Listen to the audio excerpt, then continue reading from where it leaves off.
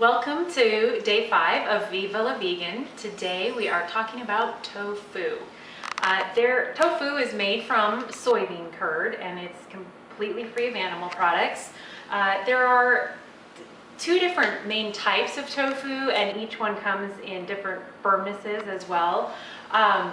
One type of tofu is silken tofu, and it comes in these aseptic packages usually. If your tofu comes in this type of a package, then it can be stored on a shelf in the pantry. It does not need to be refrigerated until after it's been opened. However, a lot of times you'll find it in the refrigerator section at the grocery store, but it may also be located on a shelf. Just remember to watch the date on the end. They do last for quite a while, but you'll want to make note.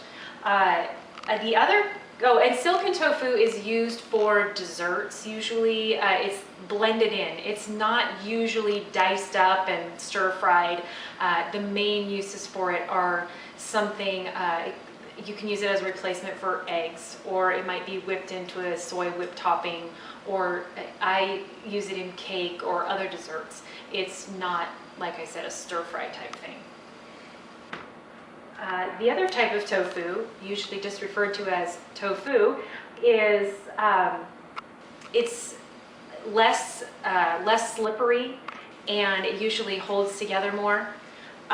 It comes in extra firm and firm, and you can also find it in soft. Take note, if you're going from a recipe, you want to make sure that if it just says tofu, you'll want to use this kind. If it says silken tofu, then you'll definitely want to make sure you're getting this kind. Most stir-fry recipes are going to call for an extra firm tofu, which is what this is. It comes in a package that has water in it, so when you open it, you will want to first drain out the water.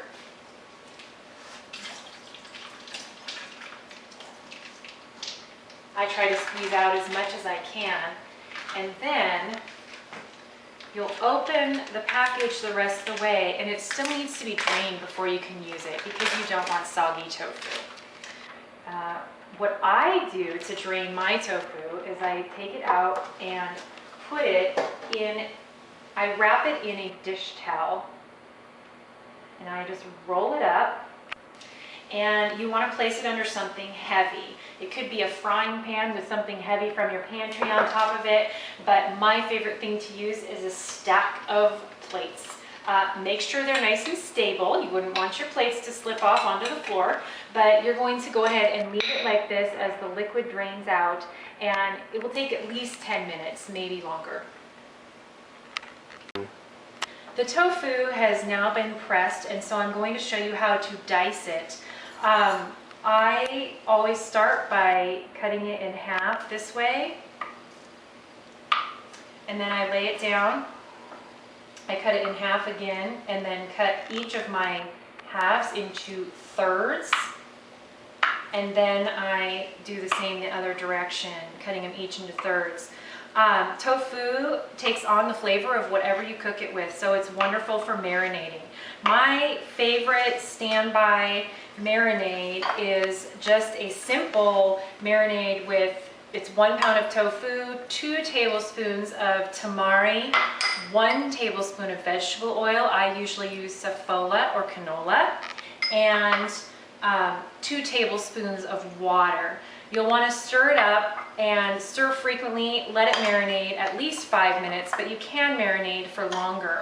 Once you have the marinated tofu, you may stir fry it, or you can put it into the oven, roast it at 350 degrees. Just dump the whole tofu with the marinade onto the pan, and it'll take about 15 minutes to bake, and you'll want to go ahead and stir it frequently so it doesn't stick to the pan.